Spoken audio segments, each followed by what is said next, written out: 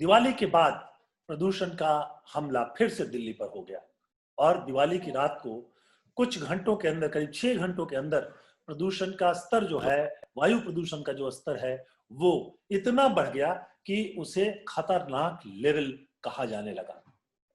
ये अलग बात है कि उसके अगले दिन थोड़ी बारिश हो गई और थोड़ी हवा चल गई और इसलिए लोगों को राहत मिल गई, लेकिन समस्या अभी भी खत्म नहीं हुई है। जो सबसे बड़ा संकट है वो ये कि लोग ये कह रहे हैं कि अगर प्रदूषण का स्तर इसी तरह से बढ़ा हुआ मिला तो जाहिर सी बात है कि जो कोरोना का संकट है वो भी बढ़ सकता है। और इसलिए ये बात जो है और महत्वपूर्ण हो जाती है कि क्या हम प्रदूषण को इस बार नियंत्रित कर सकते हैं। मेरे सामने एक बड़ा सवाल यह है कि आखिर प्रदूषण जो है नियंत्रित क्यों नहीं होता। हमारे यहाँ जो है हम ग्रीन चैनल बना चुके, ग्रीन एक संगठन है जो इसी बात को देखता है कि प्रदूषण का लेवल कहीं बढ़ तो नहीं रहा है। सुप्रीम कोर्ट की तरफ से स्थापित किया गया है ग्रीन ट्रिब्यूनल, लेकिन उसके बाद भी कुछ नहीं हो रहा है। आखिर कानून में क्या कमजोरियां हैं? आज इस बात को समझने के लिए हमने आमंत्रित किया है शैलेंद्र यादव जी को। शैलेंद्र यादव जी जो हैं वो income tax tribunal, appellate tribunal के पूर्व सदस्य हैं, कानून के विशेषज्ञ हैं और इसके साथ साथ सबसे महत्वपूर्ण बात यह है कि उन्होंने एमएससी किया है लाइफ साइंसेज में, यानी कि पर्यावरण को, प्रदूषण को भी समझते हैं और कानून को भी समझते हैं। शैलेंद्र जी, आपका इस प्रोग्राम में स्वागत और नमस्कार। जी नमस्कार। तो मैं सीधे पहले सवाल पर आता हूं। बहुत सीधा सा सवाल है मेरा, बहुत साफ साफ सवाल है और वो ये है कि दिवाली में पटाखों पर नेशनल ग्रीन ट्रिब्यूनल ने रोक लगा दिया, उसके बावजूद हवा का प्रदूषण लेवल बहुत ज्यादा बढ़ा क्योंकि लोगों ने पटाखे बंद नहीं किए। तो आखिर क्या कारण क्या है? क्यों ग्रीन ट्रिब्यूनल के आदेश के बावजूद ट्रिब्यूनल ने इस बार कहा था कि कोई पटाखा नहीं चलेगा, लेकिन पिछले वर्षों के मुकाबले थोड़ा कम, लेकिन पटाखे लोगों ने चलाए, जबकि पटाखों की दुकान खोलने तक की अनुमति नहीं दी गई थी। वो सब आया, बिका और चलाए गए। तो क्या कानून बहुत कमजोर है, लचर है, इसलिए प्रदूषण नहीं रुक पा रहा है? शैलेंद्र जी। पहले जी, कानून बिल्कुल लचर नहीं है। नेशनल ग्रीन ट्रिब्यूनल में अगर ये ऑर्डर किया है तो उसको एनफोर्स कैसे करना है, वो ग्रीन ट्रिब्यूनल के पास पूरी पावर है, वो यूज कर सकते हैं। वो क्यों यूज नहीं कर पा रहे, क्यों उसमें ढिलाई हो रही है, वो उसके बारे में मैं कमेंट करना उचित नहीं समझता। हमें ये समझना है कि एनवायरमेंट पॉल्यूशन है क्या, एनवायरमेंट क्या है, पॉल्यूशन क्या है। एनवायरमेंट में मोटा मोटा ये है कि एनवायरमेंट दो तरह का है। एक तो हमारे शरीर के अंदर का एनवायरमेंट है, उसे इंटरनल एनवायरमेंट कहते हैं। एक हमारे शरीर के बाहर का एनवायरमेंट है, उसे एक्सटर्नल एनवायरमेंट कहते हैं। इसके तालमेल को इकोलॉजी और इकोसिस्टम कहते हैं। तो अब देखना ये है कि हमारे इंटरनल सिस्टम में क्या है। इंटरनल सिस्टम में हमारे नर्वस सिस्टम है, डाइजेस्टिव सिस्टम है, रेस्पिरेटरी सिस्टम है, एक्सक्रीटरी सिस्टम है, रिप्रोडक्टिव सिस्टम है, और एक्सटर्नल और भी सेंसरी ऑर्गन्स हैं। एक्सटर्नल सिस्टम में दो चीजें हैं, एक है लिविंग, एक है नॉन लिविंग। लिविंग में अगेन दो चीजें हैं, एनिमल्स एंड प्लांट्स। एनिमल्स में दोबारा दो चीजें हैं, एक वर्टिब्रेट्स, एक इनवर्टिब्रेट्स। इनवर्टिब्रेट्स में से आते हैं, जैसे एल्गी से शुरू, वायरस भी शुरू हो जाता है। वायरस एनिमल और प्लांट दोनों में ही कहाँ सिचुएशन करता है मालूम नहीं है, मतलब वो कंट्रोवर्शियल है थोड़ा सा, लेकिन दोनों जगह है क्योंकि वो एक न्यूक्लियस है सिर्फ। और कोरोना भी जो बीमारी है वो भी वायरस की वजह से। कोरोना तो एनिमल्स में प्रोटोजोआ है, पोरीफेरा है, मोलस्क है और आर्थ्रोपोडा है। और जो ये वो इनवर्टिब्रेट वो होते हैं जिनकी कमर नहीं होती है, मोटा मोटा कहना। और फिर दूसरे होते हैं वर्टिब्रेट। वर्टिब्रेट्स में होते हैं एम्फीबियंस, मेंढक वगैरह, रेप्टाइल्स, स्नेक वगैरह, और एविज मतलब उड़ने वाले पक्षी, और मैमल्स जो हम इस कैटेगरी में हम आते हैं। अब जो नॉन लिविंग एनवायरनमेंट है उसमें भी दो चीजें, एक ऑर्गेनिक है। ऑर्गेनिक है जो ऑर्गेनिक वेस्ट से बनता है, ऑर्गेनिक के आउटपुट है। दूसरी जैसे कोल वगैरह है। और दूसरा चीज है इनऑर्गेनिक। इनऑर्गेनिक जो है वो वाटर, सॉइल और एयर वगैरह है। अब ये सब चीजों का तालमेल होता है प्रॉपर, तभी चीज सिस्टम सही रहता है। अगर इस सिस्टम में कहीं भी कोई गड़बड़ होती है तो परेशानी आती है। जैसे सपोज हम ये कहें कि तालाब, गांव के तालाब में इंसेक्टिसाइड्स आ गए क्योंकि खेतों में पेस्टिसाइड और इंसेक्टिसाइड को स्प्रे करते हैं, तो उसकी मछलियां मर मैं गई। सलीम जी यहाँ पर टोकूंगा आपको। मैं जब इस वक्त प्रोग्राम कर रहा हूँ, हमारे दर्शक शायद सुन रहे होंगे कि मेरे पीछे से अभी भी पटाखे चलने की आवाज आ रही है। दिवाली शनिवार को थी, आज सोमवार की शाम है, पटाखे अब भी चल रहे हैं, पटाखे नहीं रुके हैं। मेरे सामने ये सवाल तो है ही कि आखिरकार एक आदेश, ग्रीन ट्रिब्यूनल जो जो सुप्रीम कोर्ट के बराबर का दर्जा है, उसके आदेश के बावजूद, सरकार के आदेश के बावजूद पटाखा बिकना और छोड़ना रुक नहीं रहा है।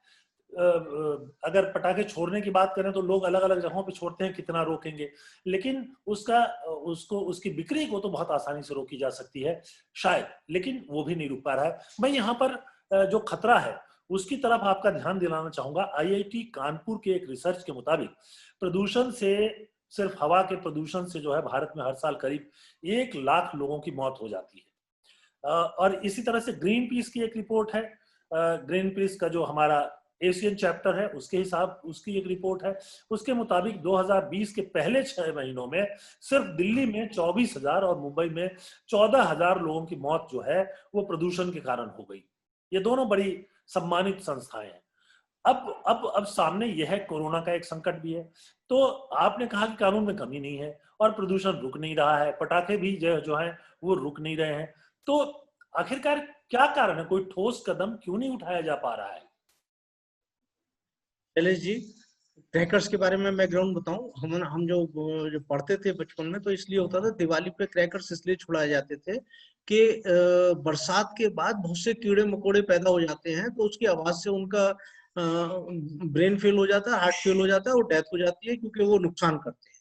वो कॉन्सेप्ट नहीं है, इसलिए अब अगर ना चलाए जाए तो कोई दिक्कत नहीं है। इसमें बिक्री पे रोकने से बननी नई बात बनेगी, मैन्युफैक्चरिंग और लेवल पे लाइसेंस जो मिलते हैं वहीं रोकना पड़ेगा, तभी अगर बनेंगे तो बिकेंगे भी, बनेंगे नहीं तो बिकेंगे कहाँ से? तो वो हमें 24 आवर अल्टीमेटली प्रॉब्लम आ जाती तब नहीं, उससे पहले ही सॉल्यूशन करना चाहिए। तो हम उस पर बात कर रहे थे कि हमारा इंटरनल एनवायरनमेंट और एक्सटर्नल एनवायरनमेंट का तालमेल होना चाहिए।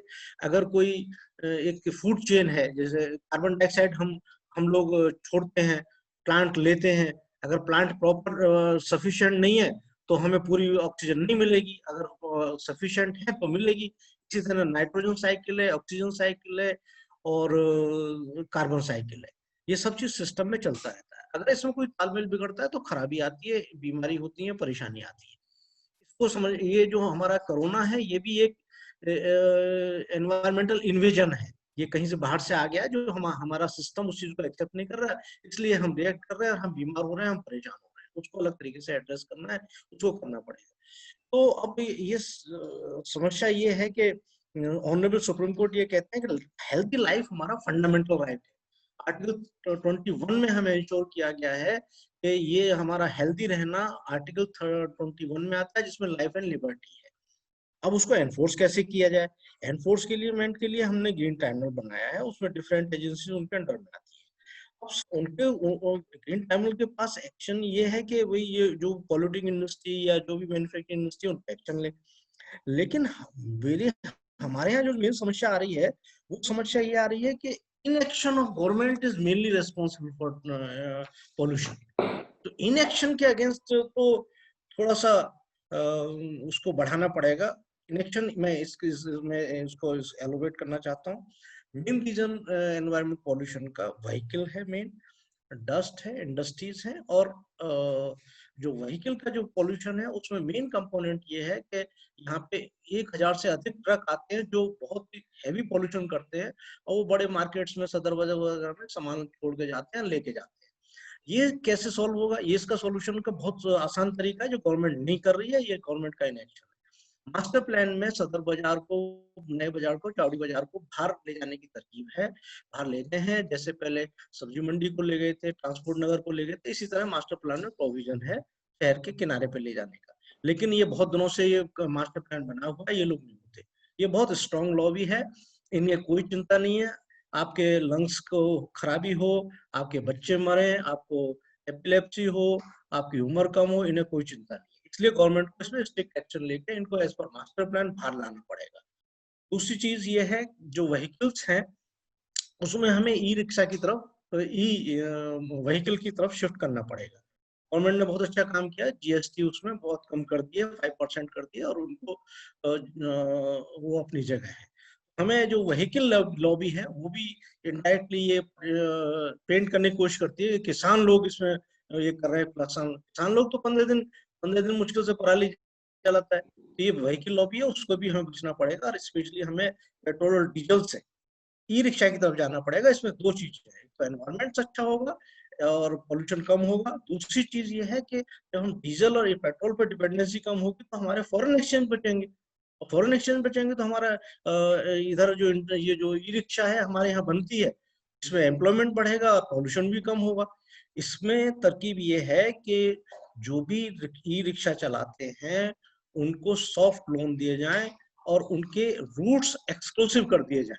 जैसे जो भी जोन मार्क कर दिए जाए, रेड जोन, जहाँ एक लिमिट से ज्यादा पॉल्यूशन है, टॉलरेबल नहीं है, वहां डीजल और पेट्रोल के व्हीकल एंटर ही करने अलाउ नहीं करेंगे। हम सिर्फ वो ही अलाउ करेंगे ई रिक्शा। ई रिक्शा से कोई पोल्यूशन नहीं होगा, तो उनका एक्सक्लूसिव होगा, तो एरिया होगा, तो उनको फायदा होगा। अब जैसे पुराने वॉल सिटी है, जब तक ये शिफ्ट नहीं करते हैं, जब तक इन्हें पार्किंग करने दीजिए, रामलीला ग्राउंड में करें, लाल किले के आगे पीछे करें, कहीं भी करें, लेकिन इन्हें ई रिक्शा की अलाउ नहीं होना चाहिए। ये हमें ये बहुत सख्त कदम इसलिए उठाने पड़ेंगे।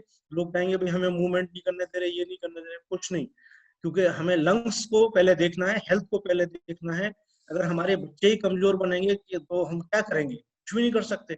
इसलिए ई रिक्शा के लिए करने के लिए सॉफ्ट लोन करना पड़ेगा। दूसरा चीज, जो मैन्युफैक्चरिंग कर रहे हैं, इंडिजिनस मैन्युफैक्चरिंग कर रहे हैं, उनको टैक्स में बेनिफिट देना पड़ेगा। टैक्स में बेनिफिट देने का मतलब है कि ई रिक्शा का मैन्युफैक्चरिंग अगर कोई कर रहा है तो उसको 100% एग्जाम्प्ट हुआ। अगर उसको 100 रुपए की इनकम होती है, 100 पे टैक्स नहीं लगना चाहिए, तो 40 पैसे की फायदा होती है, तो वो आराम से इस चीज को करेगा।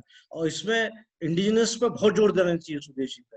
जब तक हम हमारा अपने प्रोडक्शन नहीं होंगे, हमारी इकोनॉमी इंप्रूव नहीं होगी, तब तक हम मजबूती से खड़े नहीं हो पाएंगे। ई रिक्शा में मैंने जैसे शैलन जी, मैं फिर एक बार इंटरप्ट करूंगा। मैं ये ई रिक्शा की बात या ई व्हीकल्स की बात आप कर रहे हैं। ई रिक्शा तो आने लगे हैं काफी हद तक, काफी बड़ी संख्या में दिल्ली में आ भी चुके हैं। उसके अलावा ई कार्स, ई बस वगैरह जो है वो बनने की प्रक्रिया है, पूरी दुनिया में ही चेंज हो रहा है। लोग अनुमान कर रहे हैं कि 10 साल में ये बदल जाएगा। मेरा यहाँ पर महत्वपूर्ण सवाल यह है कि दिल्ली जैसे लें तो करीब करीब 90 लाख गाड़ियां हैं यहाँ, और ये संख्या जो है मुंबई, चेन्नई, कोलकाता वगैरह, ये तीन और जो बड़े मेट्रो हैं, लगभग मिलाकर के इनसे, कुल मिलाकर के ये इन तीनों मेट्रोज में जो है उससे ज्यादा गाड़ियां सिर्फ दिल्ली में है। दिल्ली मतलब दिल्ली और एनसीआर भी अगर मान लें तो ये इससे ज्यादा गाड़ियां हैं। तो एक तो ये सारी गाड़ियां जो है बढ़ती जा रही है। मैं एक चीज की तरफ और ध्यान दिलाना चाहूंगा कि ग्रीन पीस का ही जो एक रिपोर्ट है, उसमें उनका कहना है कि दिल्ली में, अकेले दिल्ली में जो है जीडीपी का 5.8%, यानी करीब 26,230 करोड़, और मुंबई में 15,750 करोड़ का नुकसान जो है वो सिर्फ प्रदूषण के कारण होता है। यानी अगर जीडीपी जो ग्रोथ है वो प्रदूषण के साथ के कारण प्रभावित हो रहा है, तो निश्चित तौर पर लोगों का रोजगार प्रभावित होगा, व्यापार प्रभावित होगा, सब कुछ होगा। लेकिन कुल मिलाकर के स्थिति यही आ जाती है। आपने कहा जो कि डीजल और पेट्रोल की गाड़ियां रोकी जाएं, उस दिशा में जो अपने आप प्रयास हो रहा है वो तो हो रहा है। कुछ सरकार ने मेट्रो वगैरह चला करके कोशिश की, वो थोड़ा बहुत है। लेकिन अभी अभी पूरा का पूरा जो एरिया है, अभी आप देखिए दिल्ली के चारों तरफ जो गार्बेज डंप बने हुए हैं, उसमें ऊंचे ऊंचे पहाड़ बने हुए हैं। अब ये जो है एक बड़ी समस्या है। हमारे यहाँ जो झाड़ू लगाने का काम है, जो सुबह सुबह सड़कों पर झाड़ू लगाया जाता है, उससे इतनी धूल उड़ती है। मान लीजिए कंस्ट्रक्शन के धूल को नियंत्रित किया जा सकता है, झाड़ू वाले धूल को तो बहुत आसानी से खत्म किया जा सकता है। ये जो पहाड़ बन रहे हैं उनको खत्म किया जा सकता है। पर इससे तो ये लगता है कि सरकारें निकम्मी हैं और अदालतें जो हैं उनके आदेश का भी पालन नहीं हो रहा है।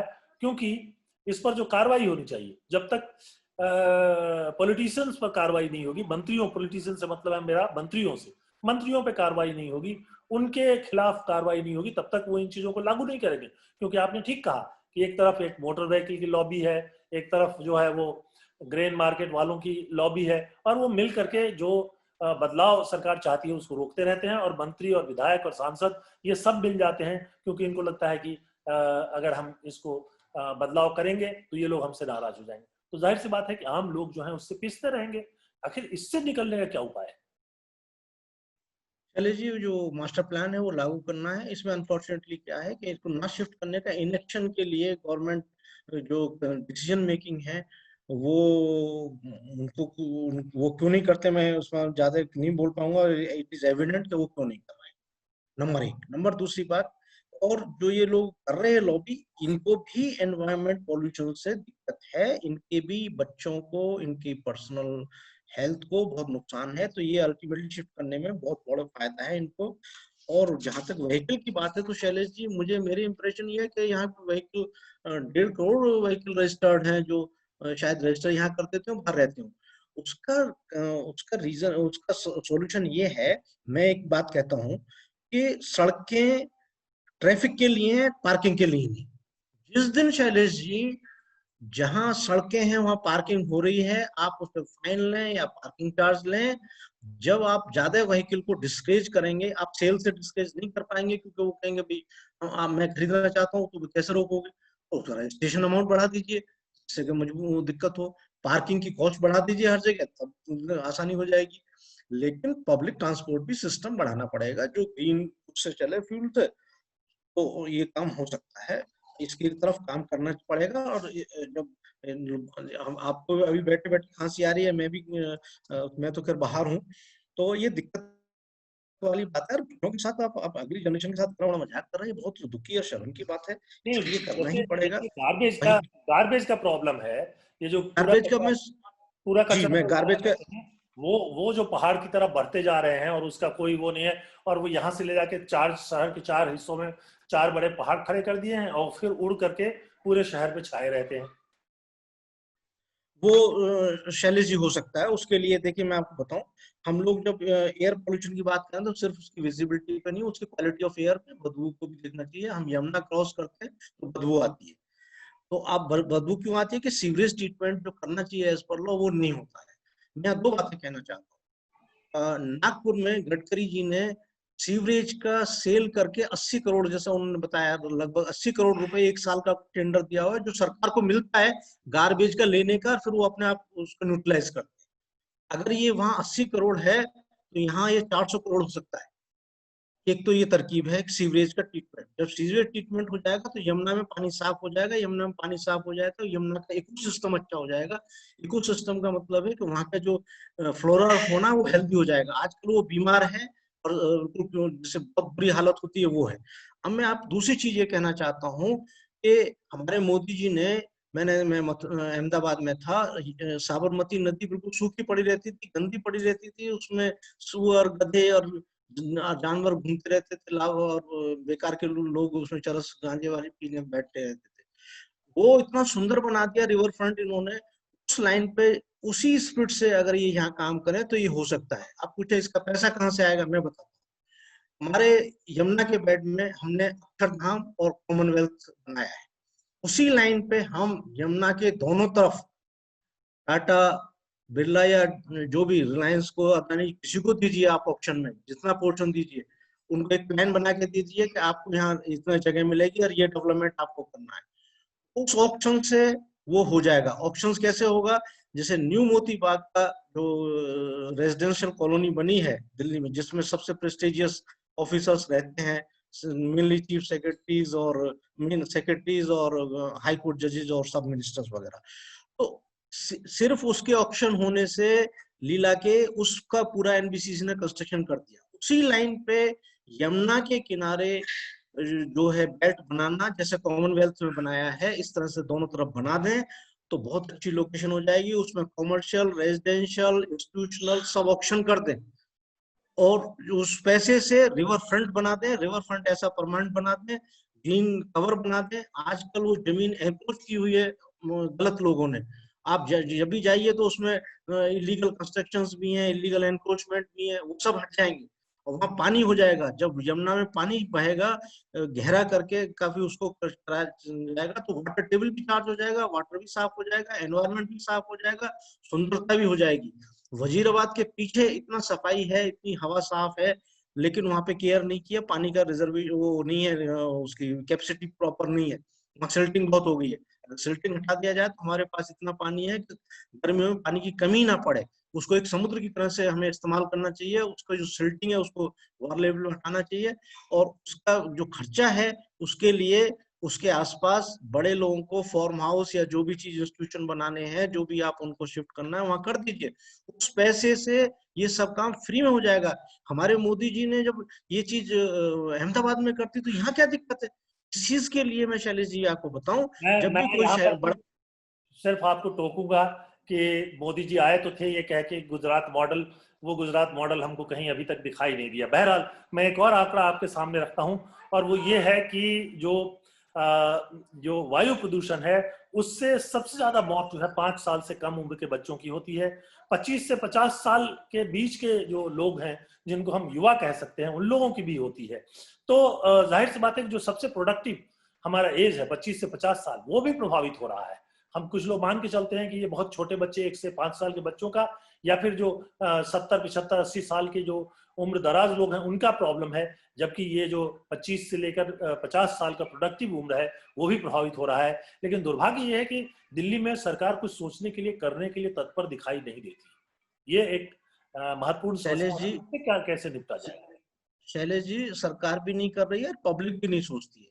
जब पब्लिक 5-5 व्हीकल लगाएगी, कैपेसिटी आपके पास एक की भी नहीं है, तो क्वालिटी तो आप अपने आप ही खत्म कर रहे हैं। आपको जरूरत है 1 कार की, या 4 कार ले रहे हैं दिखाने के लिए, दिखावा करने के लिए, उससे क्या हो रहा है? आपकी क्वालिटी गिर रही है, आपके लंग्स खराब हो रहे हैं, आपका दिमाग खराब हो रहा है, आपकी 10 साल की उम्र कम हो रही है, आपको अनाप शनाप बीमारियां हो रही हैं।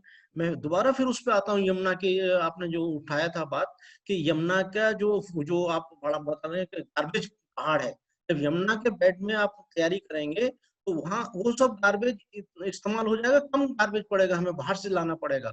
और वहाँ जैसे यमुना पहले लाल किले के पास बहती थी, उसके बाद दूसरी रिंग रोड बनी, अब शीला दीक्षित ने ये हटा के ये कर दिया, उसके बाद वो बनी, वो सब यमुना में बना हुआ है। तो यमुना में जब बना हुआ है और कॉमनवेल्थ में ऑलरेडी आपने बनाया हुआ है, तो आप उस लाइन पे अहमदाबाद मॉडल को मोदी जी ला सकते हैं। वो क्यों नहीं कर पा रहे मेरी समझ में नहीं आ रहा है। उन्होंने, मोदी जी ने गुजरात में बहुत अच्छा काम किया है, यहाँ इतना क्यों नहीं कर पा रहे, क्या रुकावट है, मैं समझ नहीं पाता।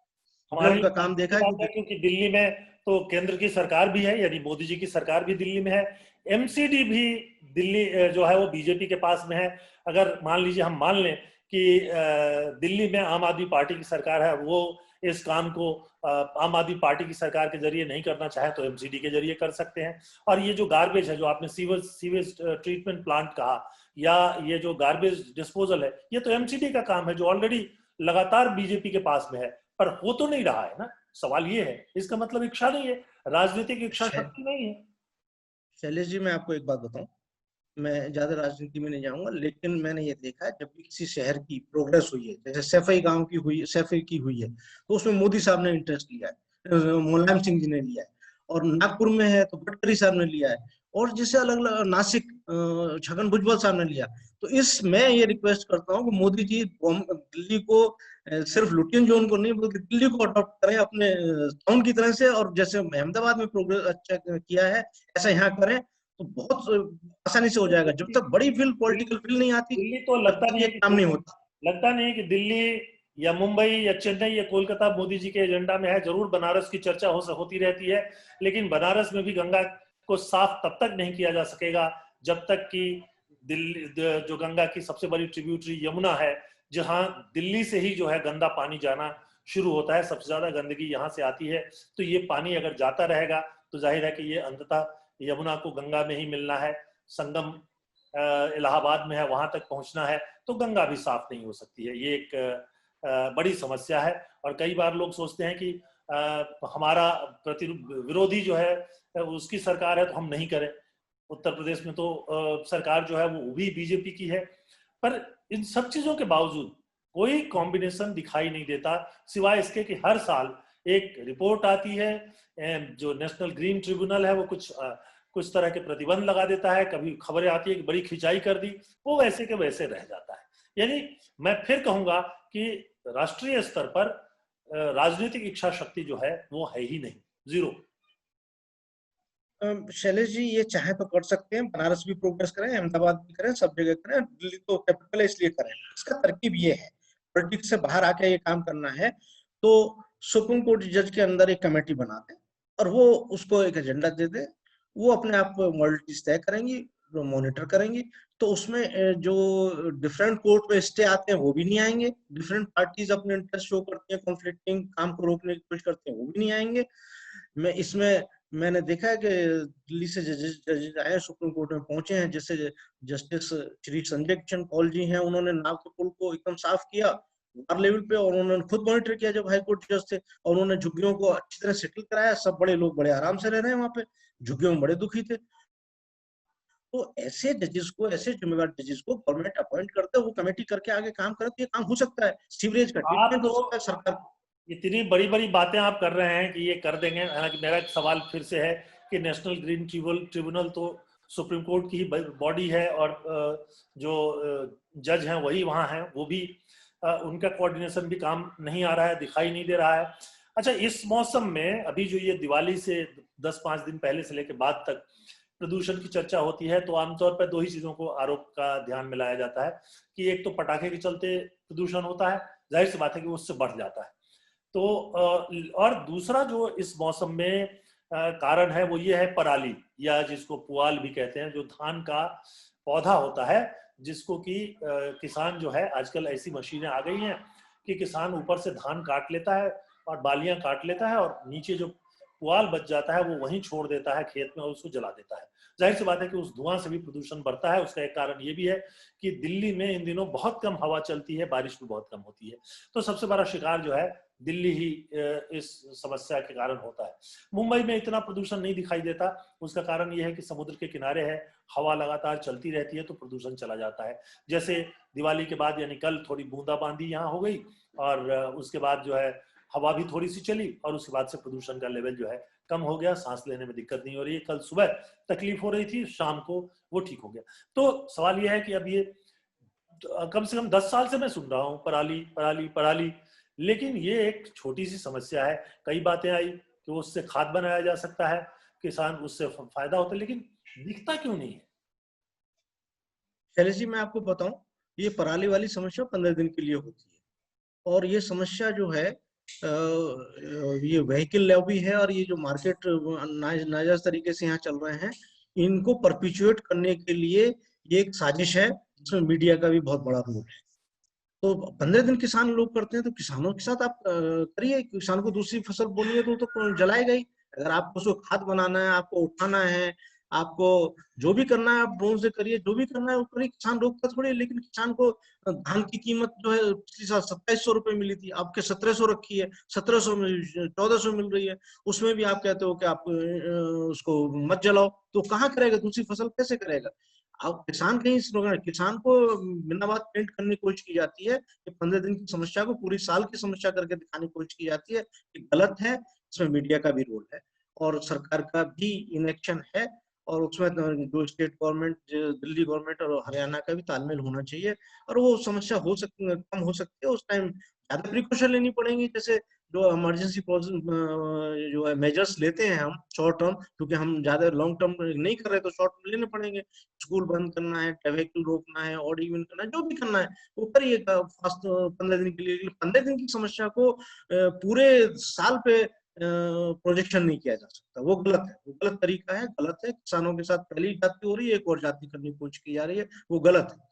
वो वैसे ये वैसे अड़ता नहीं है कि यहाँ पर मैं आपका ध्यान इस तरफ दिलाना चाहूंगा कि भारत में 29 ऐसे शहर हैं जिनमें प्रदूषण की बड़ी गंभीर समस्या है। कानपुर भी है, लखनऊ भी है, इलाहाबाद भी है, और उधर दक्षिण के शहर भी हैं, मुंबई पुणे भी है। जहां थोड़ा कम हो सकता है, दिल्ली में बहुत ज्यादा है तो वहां थोड़ा कम है, लेकिन प्रदूषण की समस्या वहां भी है। और ये 29 बड़े शहर हैं, इसलिए इनकी चर्चा की जाती है, बाकी छोटे छोटे शहर भी हैं। तो यानी हवा तो पूरे देश में हम गंदा कर रहे हैं, और हम समाधान जो है, दिल्ली जो हमारा जो राजधानी है, जो हमारी राजधानी है, वहां पर भी इस समस्या का हल नहीं कर पा रहे हैं। तो इसकी जिम्मेदारी तो भले ही राज्य सरकार को दीजिए, लेकिन एमसीडी को छोड़ नहीं सकते, और न केंद्र सरकार को छोड़ सकते हैं, चाहे जितनी लंबी बात करें मोदी जी। लेकिन इस फ्रंट पर कोई काम करते हुए तो नहीं दिखाई दे रहे हैं। गंगा नमामि गंगे प्रोग्राम शुरू हो गया, पहले 85 वगैरह में राजीव गांधी ने शुरू किया था गंगा एक्शन प्लान, सब डूब गया, पैसे हजारों हजार करोड़ रुपए हर साल दे दिए जाते हैं, वो कहाँ चला जाता है पता नहीं चलता, गंगा साफ नहीं होती। हवा को साफ करने के बारे में कोई बहुत चिंता ही नहीं दिखती, सिवाय इसके कि सुप्रीम कोर्ट ने कुछ कार्रवाइयां की, जैसे कि उन्होंने बसों को में डीजल वाली बसों को बंद कर दिया, 3 व्हीलर बसों बंद कर दिया, वो गैस वाली जो PNG CNG जो भी उसको आप कहें, उस गैस वाली गाड़ियां आ गई, तो उससे थोड़ी सी राहत मिली। डीजल के कारण जो ज्यादा खतरनाक स्थिति हो गई थी वो कमी आई। तो लेकिन अब जाके अब दिखाई दे रहा है कि अब सुप्रीम कोर्ट भी प्रभावी नहीं है, ग्रीन ट्रिब्यूनल भी प्रभावी नहीं है, केंद्र की सरकार को कोई चिंता ही नहीं दिखाई देती, और जो MCD है वो तो बिल्कुल सुस्त ही है दिल्ली में, बाकी जगहों पर भी वही खराब स्थिति है।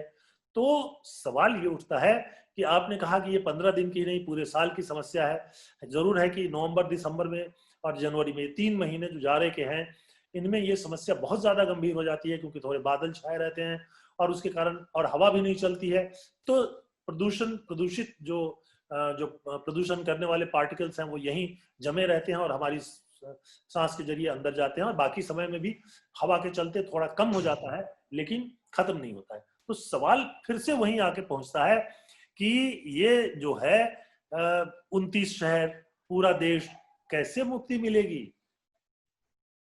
शैलेश जी, मुझे समझ में नहीं आता है, गडकरी साहब नागपुर में बहुत अच्छा काम करते हैं, मोदी जी अहमदाबाद में काम करते हैं, तो रुकावट क्या आ रही है? लेकिन उसका सॉल्यूशन ये है जो मेरी समझ में आता है, इर्रेस्पेक्टिव ऑफ एवरीथिंग, कि ये हो सकता है कि जो मैंने बताया कि सुप्रीम कोर्ट सिटिंग जज, जिम्मेवार जज, जो जिम्मेवार तो सभी हैं, किसी जिम्मेवार जज को लेके, जैसे मैंने सजेस्ट किया, जस्टिस संजय किशन कौल बहुत संभले और सुधरे, मतलब बैलेंस्ड आदमी है और प्रोग्रेसिव आदमी है, ऐसे आदमी के अंदर कमेटी बना दी जाए और वो मॉनिटर करें, वो अपने आप जैसे करना है वो करें, वो उस रिटायर्ड जजेस को और सबको लेके और ऑफिसर्स को लेके काम कर सकते हैं, उसमें फिर कोई मेरा इंटरफेरेंस कहना भी नहीं ये है करेंगे। कि ये जो पूरा प्रॉब्लम है अभी, एक तरह से ये एडमिनिस्ट्रेटिव फेलियर है। एडमिनिस्ट्रेशन यानी सरकारें जो है वो जो है वो मानसिक रूप से, या उनको लगता है कि इससे क्या फर्क पड़ता है। उसका कारण ये है कि जो वोट देने वाले लोग हैं बड़ी संख्या में, वो इन बातों को समझते ही नहीं है। उनको दमा हो रहा है, उनको 20 तरह की बीमारियां हो रही हैं, लेकिन वो ये नहीं समझ रहे हैं कि गंदे पानी से और गंदी हवा जो है उससे हमें बीमारियां हो रही है। वो वोट देने के लिए किसी भी दूसरी चीज पर देते हैं। यहाँ लोग हवा साफ नहीं है इसलिए हम आप इस पार्टी को वोट नहीं देंगे, पानी साफ नहीं है इसलिए इस पार्टी को वोट नहीं देंगे। ये जो एक जो स्थिति है उसके चलते सरकारों को मौका मिल जाता है कि ठीक है, हम इसको हमारी प्रायोरिटी में नहीं है। ये कुछ थोड़े से बुद्धिजीवी लोग, पढ़े लिखे लोग जो हैं इसको बहुत उठाते रहते हैं, तो ठीक है कुछ नाम मात्र के लिए कर दिया जाए, लेकिन हम इस पर ध्यान नहीं देंगे। तो इसको कैसे खत्म किया? शैलेश जी, मैं बता रहा हूँ, जुडिशियल कमेटी बना दी जाए, इसमें ये सब कर देंगे तो स्टे नहीं मिलेगा, नीचे स्टे नहीं मिलेगा, कोई राइट, अगर पॉलिटिकल पार्टी कोई काम करेगी तो बहुत स्टे लगेंगे, यहाँ से लगेंगे, एक्टिविस्ट आएंगे, जब ये काम हो जाएगा तो कोई स्टे नहीं होगा और कोई पॉलिटिकल पार्टी कुछ नहीं करेगी। एडमिनिस्ट्रेशन को स्ट्रिक्टली ऐसी टीम बना के ले ली जाए जो काम करे, काम करने वाले लोग हैं हमारे यहाँ। हमें इस परेशानी इसमें से ये देखना है, गरीब आदमी तो बेचारे को तो कुछ होश ही नहीं है, वो तो बहुत बुरी हालत से गांव से निकल के झुग्गियों में रहता है। इसके मतलब गांवों में इतनी उसके लिए बुरी, इससे भी ज्यादा दुर्गति की जिंदगी थी कि वो झुग्गियों में रह रहा है, झुग्गियों में नाली बह रही है, गंदा पानी बह रहा है, बदमाशी भी है, चोरी भी है, चकारी भी है, वो सब गंदे काम झुग्गियों में होते हैं। तो इसके मतलब झुग्गियों में रहना पड़ रहा है उसे, तो वो जो जहाँ से छोड़ के आया वहाँ और बुरी हालत है। तो हमें तो वो भी समस्या देखनी पड़ेगी कि ये बेचारे गरीब आके माइग्रेट क्यों करते हैं और यहाँ आके झुग्गियां क्यों बनाते हैं। यहाँ आके फिर एक पॉपुलेशन डेंसिटी जो होती है वो भी एक पॉल्यूशन के लिए कंट्रीब्यूट करती है। अगर आप ज्यादा कार्बन डाइऑक्साइड छोड़ेंगे उतना प्रोपोर्शनेटली पेड़ नहीं है तो वो भी एक पॉल्यूशन है। अगर व्हीकल भी ना हो तो वो भी एक पॉल्यूशन है जिसको एड्रेस करना पड़ेगा। पॉपुलेशन डेंसिटी एक पर्टिकुलर 40/60 का जो दिल्ली है वो सब चीज नहीं संभाल पाएगा। यहाँ पे आपने इंस्टीट्यूशंस रखे हुए हैं, रोड वाला इंस्टीट्यूट रखा है, इतनी बड़ी जगह घेरे हुए, सीआरपीएफ का इंस्टीट्यूट है, बड़े बड़े सेंट्रल गवर्नमेंट के इंस्टीट्यूशन है जो डिफरेंट स्टेट में डिफरेंट जगह हो सकते हैं, वो भी सब आपने यहीं ला के लिए। कोई जरूरत नहीं है, यहाँ सिर्फ बड़े ऑफिसर्स हैं, काम हो जाएगा। ऐसे इंस्टीट्यूशंस को भी यहाँ से निकालना पड़ेगा। ये कैपिटल होना चाहिए, ये कल्चरल सिटी होना चाहिए, ये हिस्ट्री सिटी होना चाहिए, एजुकेशन सिटी होना चाहिए। ये ये इंडस्ट्रियल सिटी नहीं होना चाहिए। इंडस्ट्री की जो पॉल्यूटिंग इंडस्ट्रीज हैं वो तो बिल्कुल ही बाहर निकालनी चाहिए, और इनकी कॉमर्शियल एक्टिविटी है वो पेरिफेरी पर जाना चाहिए। पेरिफेरी पर रोड पे जब जाएगा, जब पेरिफेरी जो रोड बनाई है वो परफेक्ट हो जाए, उनके इनलेट आउटलेट हो जाए, उनके साइड में सर्विस लेन बन जाए, और ये लोग जाके बसेंगे तो फिर ये फील करेंगे कि जैसे सब्जी मंडी 2 किलोमीटर में होके 1000 किलोमीटर में भी छोटी में 1000 एकड़ में भी कम पड़ रही है, इसी तरह इनकी उनका बिजनेस बढ़ गया है। पूरा पहले वो दिल्ली के आसपास से करते थे, अब पूरे इंडिया का बिजनेस करते हैं। तो ये जो आजकल सदर बाजार में बैठे हुए हैं ये बड़ी बिजनेस कर सकते हैं, और जो टैक्स की चोरी कर रहे हैं वो भी चोरी चेक हो जाएगी। जब एक सिस्टम बन जाता है तो टैक्स अथॉरिटीज एंटर कर सकती है, देख सकती है, समझ सकती है। इतनी भीड़ में कोई टैक्स इंडस्ट्री जो भी बॉडी है वो करना चाहे तो वो बड़ा मुश्किल काम है। चलिए, नया बाजार हमारे पास समय नहीं है, प्रोग्राम को हमें खत्म करना पड़ेगा। खत्म करने से पहले मैं एक आखिरी सवाल आपसे पूछना चाहता हूं, और वो ये कि आप मुझे 1, 2, 3 करके वो 3 पॉइंट बता दें या 3 काम बता दें जिसको कि दिल्ली में और जो 29 प्रमुख शहर जिसमें प्रदूषण की स्थिति बहुत खराब होती जा रही है, हवा भी पानी भी, उनमें करना चाहिए और उससे जो है फौरी राहत मिल सकती है। वो 3 काम। इंडस्ट्रीज बाहर होनी चाहिए, नंबर 1। मार्केट बाहर होने चाहिए। नदी साफ करने के लिए सीवरेज का ट्रीटमेंट होना चाहिए, और नदी का जहां भी नदी है इन शहरों में वो अहमदाबाद की लाइन पे ब्यूटिफिकेशन होना चाहिए। और वो जिस तरह से मैंने बताया न्यू मोती बाग लीला के प्लॉट को ऑप्शन करके पूरा न्यू मोती बाग बन गया, इसी तरह से जमीन ऑप्शन करके रिवर फ्रंट, यमुना का रिवर फ्रंट बन सकता है। जो आजकल लाइबिलिटी है इसमें माफिया लोग घेरे बैठे हैं वो सब साफ हो सकते हैं, और उसमें जितना भी चाहे आप ग्रीन कवर बढ़ा लीजिए उसमें। ये 3 पॉइंट्स आप कर लीजिए तो पॉल्यूशन सॉल्व हो जाएगा। और व्हीकल्स के लिए ये करना पड़ेगा कि roads are for traffic not for parking. Parking cost लगा दीजिए तो एक्स्ट्रा खरीदने की कैपेसिटी कम हो जाएगी। डिस्करेज करना चाहिए, रजिस्ट्रेशन कॉस्ट ज्यादा करनी चाहिए, और ई व्हीकल को एनकरेज करना चाहिए, और इसको एक्सक्लूसिव बना देना चाहिए। जहाँ पे एक अलार्मिंग सिचुएशन से ऊपर जो पॉल्यूशन है वहां ई रिक्शा ही जाएगी। बिल्कुल थंब रूल बनाने चाहिए जिसमें ग्रीन ट्राइब्यूनल करे, ऑनरेबल कोर्ट करे, या कोई भी बॉडी करे, जो भी करे। लेकिन जो मेरे ख्याल से मॉनिटरी इसमें वार लिफ्ट जरूरी है, इसलिए जुडिशियल कमेटी कोई बने तो ये काम हो जाएगा। उसको असाइन किया जाए, उसको अपने आप अच्छी टीम बना के काम कर लेंगे, ये काम हो जी, जाएगा, बहुत बहुत धन्यवाद। सब जगह आपने हो बहुत जाएगा। महत्वपूर्ण बात की कि एक जुडिशियल कमेटी हो और उसकी देखरेख में सारे काम जो है वो किए जाएं, तब ज्यादा बेहतर काम होगा। उसके अलावा आपने जो ये सुझाव दिया कि सरकार को पैसे खर्च करने की भी जरूरत नहीं है, जो जमीन नदियों के किनारे है उसका इस्तेमाल कर सकते हैं, और जो गार्बेज यानी जो कूड़ा कचरा वो निकलता भी है भर जाएगा, फिलिंग हो जाएगा। उससे आप कर सकते हैं। उसके अलावा जो इलेक्ट्रॉनिक गाड़ियां हैं उनको बढ़ावा दे करके और हम डीजल और पेट्रोल को कम कर सकते हैं। इससे हमारी समस्या का आसानी से हल हो जाएगा और लोगों को 1 आध साल के अंदर जो है राहत दी जा सकती है। मुझे उम्मीद है कि सरकार इन बातों की तरफ ध्यान देगी और जो ये राजनीतिक किलाबंदी है उसको छोड़ करके एक साथ आएंगे, यानी दिल्ली की सरकार और केंद्र की सरकार और एमसीडी ये मिलकर साथ आएगी दिल्ली को साफ करने के लिए। महाराष्ट्र की सरकार जो बीजेपी की सरकार नहीं है और केंद्र की सरकार मिलकर साथ आएगी। चेन्नई में भी यही स्थिति है, वहां एक और पार्टी की सरकार है जो निश्चित तौर पर मदद भी कर रही है केंद्र में बीजेपी की सरकार को, मोदी जी की सरकार को, तो उनको साथ आना चाहिए। बंगाल में अगर हम कोलकाता को ले लें तो ममता जी और मोदी जी कम से कम इस मोर्चे पर साथ हैं तो बहुत काम हो सकता है। यानी राजनीतिक हट को छोड़ करके राजनीतिक इच्छा शक्ति जो है प्रदूषण को खत्म करने के लिए अगर आ जाए तो निश्चित तौर पर बहुत सारा काम किया जा सकता है। अब हम इस प्रोग्राम को आज यहीं समाप्त करते हैं, लेकिन इसको खत्म करने से पहले दर्शकों मैं आपसे एक बात कहना चाहूंगा कि प्रोग्राम के अंत में डिस्क्रिप्शन का एक बटन आएगा, आप उस बटन को दबाएं तो हम आपको बताएंगे कि सत्यहिंदी.com के साथ और बेहतर ढंग से आप किस तरह से जुड़ सकते हैं। आप जानते ही हैं कि आज एक ईमानदार पत्रकारिता कितना मुश्किल काम है, कितनी कठिनाई है उसके सामने, आर्थिक कठिनाई है, बाकी जो चुनौतियां होती हैं वो तो हैं ही। तो वैसे में हमारे जो दर्शक हैं, हमारे जो पाठक हैं वो मदद कर सकते हैं। तो आप जो डिस्क्रिप्शन का बटन है उसको दबाइए, उसमें हम बताएंगे आपको कि आप किस तरह से आप हमसे और बेहतर ढंग से जुड़ सकते हैं। आज के प्रोग्राम में बस इतना ही। हमारे साथ बने रहने के लिए बहुत बहुत धन्यवाद। शैलन जी आपको भी बहुत बहुत धन्यवाद। नमस्कार। सत्य हिंदी के और वीडियोस को देखने के लिए हमारे YouTube चैनल को सब्सक्राइब करें और सीधे नोटिफिकेशन पाने के लिए बेल आइकन दबाएं।